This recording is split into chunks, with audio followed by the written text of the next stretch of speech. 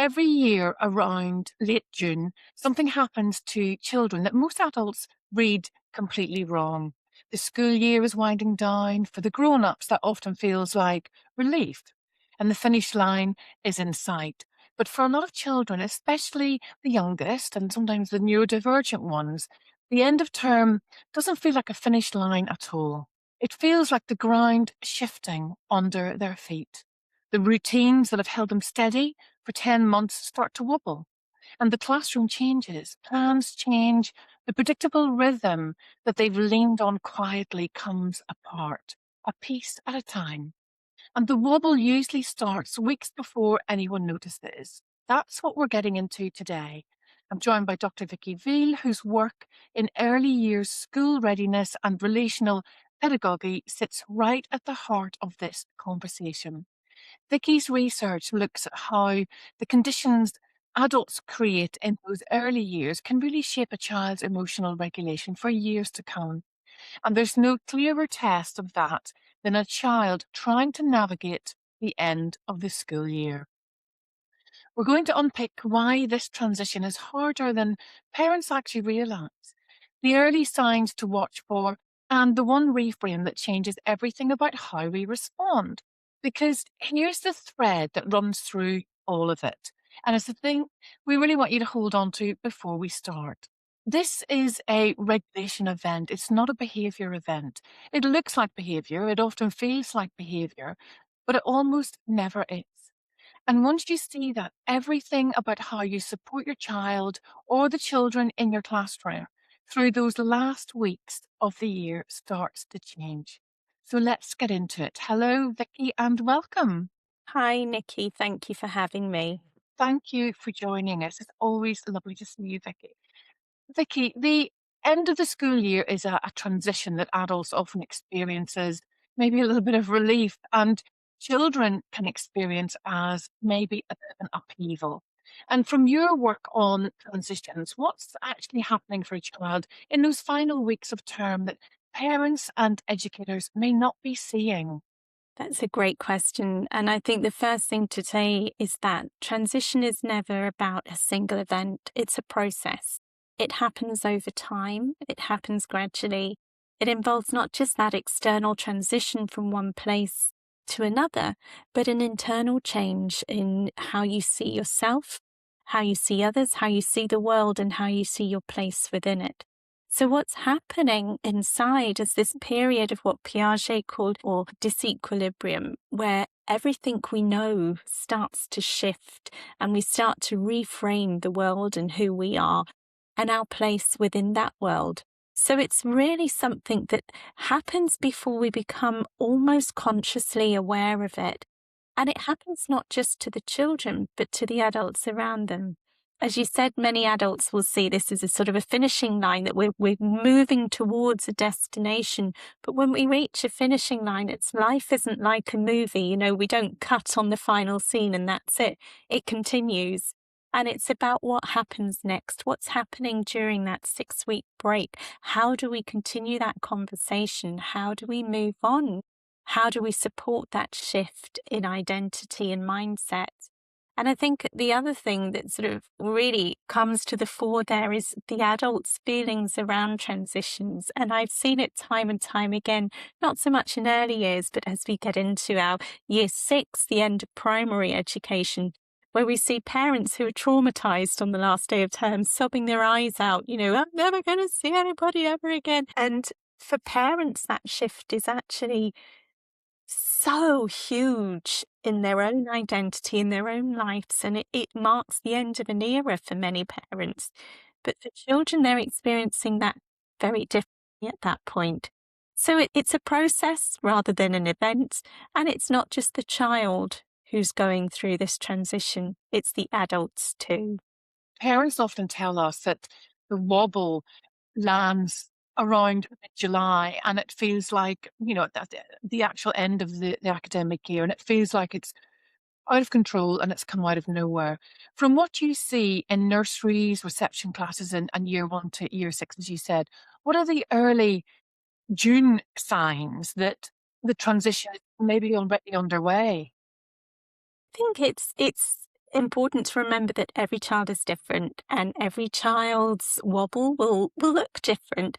Sometimes there is no wobble, and that's great. Some children just take everything in their stride, but there can be those physical signs, the odd tummy ache, that sort of nervous feeling, where your stomach's a little bit butterflyy, but you're not quite sure, a sense that something's just not quite right in your body, a lethargy, a change in your sleep patterns. It can go the opposite way, where there's sleeplessness and your mind is racing, particularly for children with ADHD who will struggle with sleep, many of them anyway.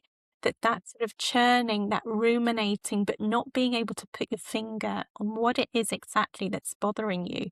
So those can be very early signs. There's also often that shift in the weather, and we've had it recently ourselves, haven't we, with this heat wave, where that can then become a confusing factor, because you're like, well, are you out of sorts because you're hot and bothered? Are you out of sorts because we're approaching the end of the school year and everybody's tired and fractious? Are you out of sorts because often this time of year there's a lot of really exciting things going on, end of term events, but that also, particularly for neurodiverse children, can be really overwhelming. That social pressure, and your social battery becomes drained and you become snappy or, tired, as I said, withdrawn. So there's a number of different signs that parents might see that just could be an indicator that something's ticking away and there's something to be aware of. There is also, of course, the opposite approach, where children become a little sure of themselves, a little overly sure, a little overly confident. And confidence is not a bad thing, obviously, but I'm sure we can all think, picture an instance there where we've got a child who's maybe answering back in ways that they wouldn't, or pushing back against rules and routines, or why should I wear my tie today, or why I don't want to eat that, or I don't want to do that, because they're struggling to regain control. And it's totally subconscious. They're not aware that they're doing it. Absolutely. And Vicky, at HushAway, we always say that it's not a behaviour, it's a and behaviour is often the last domino. And I know that this reframe is very central to your work too. So can you explain in parent and educator friendly language why this distinction matters and how it changes what we actually offer the child in front of us? Absolutely. This is the heart blood of everything, I believe, that behavior is communication. It's never the problem itself, it's a symptom that something's not quite right. It's that symptom that a child has become dysregulated or is struggling to process something. We have obviously, all this sort of body of research around neurological development and about how fight, flight, freeze and fawn reflex. What happens when we feel threatened is we have that amygdala hijack and our brains literally start to sort of shut down and we go into that defensive mode, and that defense will look different for different children. So when we're feeling overwhelmed, what happens is we start to behave differently. And your work is deeply relational. So, in a transition like this one, what's the adult's actual job, both for educators trying to hold a year one classroom together in that kind of final fortnight, and for the parent who picks up an empty child because the battery's gone at the school gate at 3:30? So I think there's a fantastic phrase that our job isn't to join children in their storm, but to be the calm that they can return to. You know, it's that thing that you can't help a child to regulate themselves if you're dysregulated. So when we start to reframe behavior as communication, what we're able to do is to depersonalize it. It's not an attack against us as adults, things going on, and our job is just to sit with the child and to help them to work out what that is, and to give them those strategies to be able to say, I can see you're feeling really overwhelmed. Would you like to have a walk so you can have some time to think before we get in? Would you like to sit down and maybe have a snack before we do anything? Or is there anything you'd like to tell me about? And it's about giving those options For some children, of course, options themselves can be overwhelming. And again, it's about recognizing every child's an individual and will have different ways of coping. But as adults, it's our job to be that calm. We're the same with ourselves, aren't we? If we're dysregulated, we don't want a friend who sits there and says, right, what you need to do is this, this, this, and this. We want a friend who'll listen, a friend who'll sit there and then who might gently say, have you thought about this? Or could you maybe do that? Or do you think it's this? And it's about being that for the child, whether you're an adult, the parent, or the adult in the school setting. It's about recognizing when a child is dysregulated, you being dysregulated too isn't going to help. And we are big supporters of co-regulation as well with the work that we do. I think the key thing, Viki, from what you're saying, and we believe too, is that for children, particularly neurodivergent children, it's really important that they make their own choices. And so as adults, we have to understand what makes that child tick and give them the choices that we know will relate to them.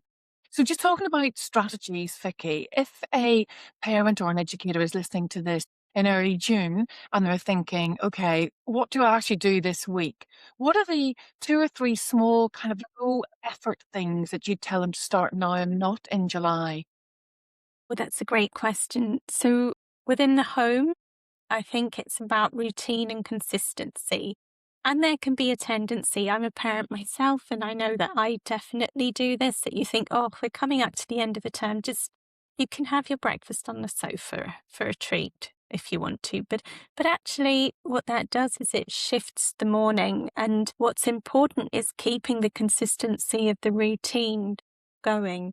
So, just because we're mentally winding down doesn't mean we're winding down at the point that children are winding up. So we need to be thinking about keeping things very secure, very safe, very knowable when they've got so many unknowns ahead of them. So it's about making sure you keep bedtimes consistent, even with end of term events going on, all of those things, just keeping that consistency at bedtime, keeping consistency at breakfast time, keeping consistency where possible in terms of who's taking them to school and picking them up. And everybody again there will have their own different routine. Another big thing, and again it's with that shift in the weather can often become derailed, is about the consistency in meals, and particularly if a child is neurodiverse and on medication, to support them with that. It's about making sure meal times continue to be consistent. They may become a little smaller when it's hot and you don't want to eat so much, but making sure there's that consistency in the meals, in the bedtime routines, and in the morning routines will really help a child to feel safe and secure throughout the day. In a school setting, again, it's almost impossible this time of year to be consistent. I think the only other time of year where we're this crazy in schools is Christmas, where everything goes out the window. But, it is so important. There can be that sort of thing where we're preparing for transitions. If a teacher's leaving the setting or teacher's moving to a different key stage, there may be more transitions for the teacher than there are for the child going on. And it's about making sure that we still have those calm, consistent routines, that we don't start stripping the classroom in June, that we remember it's not our classroom, it's the children's classroom. And just as you would when you're preparing for a new baby, you involve the children in those discussions and in those decisions. So you could say to them, do you know, today I thought we could go through our books. Would anybody like to help? Or would somebody like to help with the displays? They've been great, haven't they? And I've taken some pictures and put them on our class scrapbook or whatever. Would anybody like to help take them down?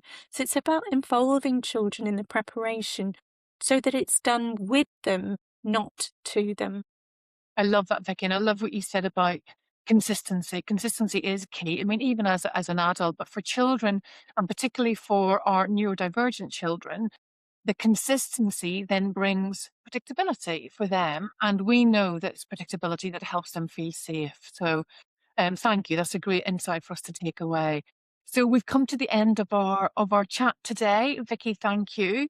To all parents and educators listening, if you take one thing from this conversation, let it be this, that you don't need a perfect summer plan. You don't need a color-coded schedule or a Pinterest board. You need one or two small, predictable anchors that survive the handover from term time into the holidays. And we've got some lovely ideas from Viki. You can start building them this week, not in July. And sometimes a familiar sound at wind down, a tiny ritual that stays the same when everything else is changing. The first 30 seconds of your voice being softer, slower, lower when a child is wobbling. These are the things that compound little things, and that's exactly why they work. The most regulating thing in the room was never the routine anyway. It's actually you as the adult. The regulated adult is the child's first regulating tool long before any words are exchanged. So if the end of term feels hard, that's not a sign that you're getting it wrong. It's hard because it's a regulation event for everyone involved. So my enormous thanks to you, Dr. Viki Veale, for sharing your expertise so generously today. And if you'd like to explore the kind of gentle, predictable sound anchors that we've been talking about, our daytime and nighttime collections inside the Sound Sanctuary are built for exactly these moments, for finding peace in the little sounds, small, consistent, predictable every time. So look after yourselves and look after those little nervous systems, and we'll see you next time. Thank you.